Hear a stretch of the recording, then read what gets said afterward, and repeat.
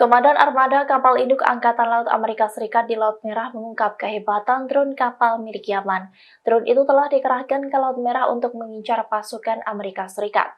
Drone yang paling ditakuti itu pun sulit untuk terdeteksi dan sangat mematikan. Dikutip dari AP, hal ini disampaikan oleh Laksamana Muda Mark Michaels, Komandan Carrier Strike Group 2 tempat Eisenhower berada. Diketahui bahwa kapal induk USS Dwight D. Eisenhower dan kapal perang yang menyertainya telah menghabiskan 4 bulan berturut-turut. Mereka bertahan di laut untuk melawan rudal balistik dan pesawat tak berawak yang ditembakkan oleh Houthi. Michaels mengatakan bahwa drone milik Houthi lebih dari sekedar ancaman. Hal itu karena drone itu sulit terdeteksi dan pasukan Amerika Serikat tak mempunyai banyak informasi, sehingga senjata itu bisa sangat mematikan.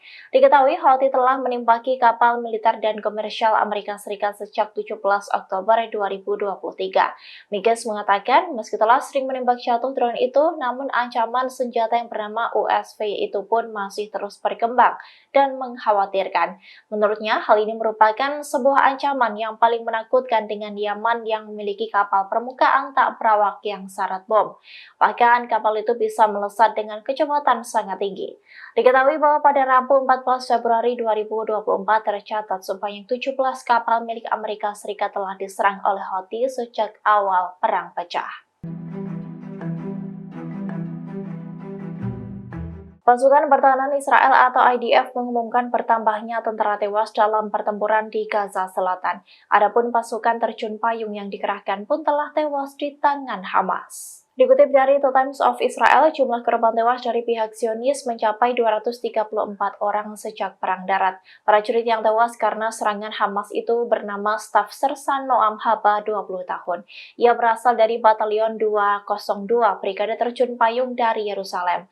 Tak hanya kematian tentara, beberapa tentara pun terluka di pertempuran yang sama. Satu di antaranya yakni anggota Batalion 202 yang terluka parah karena serangan Hamas. Semua tentara yang terluka dibawa ke rumah sakit untuk mendapatkan perawatan medis. Sementara itu dikutip dari Al-Mayadin, di hari yang sama Hamas mengebom markas Komando Utara di Safat.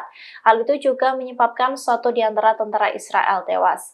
IDF mengonfirmasi bahwa tentara yang meninggal tersebut adalah Sersan 1 di Batalion 869 bagian dari Formasi Galilea ke-91. Ia merupakan batalion intelijen militer yang bertanggung jawab atas front Israel-Lebanon.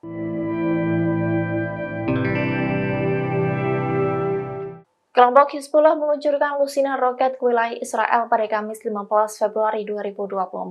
Serangan itu dilakukan untuk membalas tewasnya 10 warga sipil dan 3 pejuang Hizbullah di Lebanon Selatan. Serangan Hizbullah pun menciptakan ledakan hingga kebakaran hebat di Israel. Inilah detik-detik roket Hizbullah menghantam sebuah rumah milik warga Israel. Terlihat ledakan hebat di rumah tersebut hingga menciptakan percikan api. Dikutip dari Al Jazeera, lusinan roket jenis Katyusha diluncurkan Hizbullah ke Kiryat Shmona. Sementara itu media Israel melaporkan bahwa 25 rudal dan 2 rudal anti-tank diluncurkan dari Lebanon ke wilayah tersebut. Kepala Pemukiman Margaliot Eitan David mengungkap kerusakan yang diakibatkan dari serangan Hizbullah. David mengatakan bahwa sebuah rudal anti-tank jatuh di permukiman tersebut. Hizbullah pun mengatakan bahwa tembakan roket tersebut adalah respon pertama terhadap serangan Israel di kota Nabatih dan As-Asawana di selatan. Adapun serangan itu diluncurkan Israel pada Rabu 14 Februari. 5 anak termasuk di antara mereka yang tewas dalam serangan Israel tersebut. Selain itu ada 7 warga sipil yang tewas di Nabatih. Download Tribun X sekarang, menghadirkan lokal menjadi Indonesia.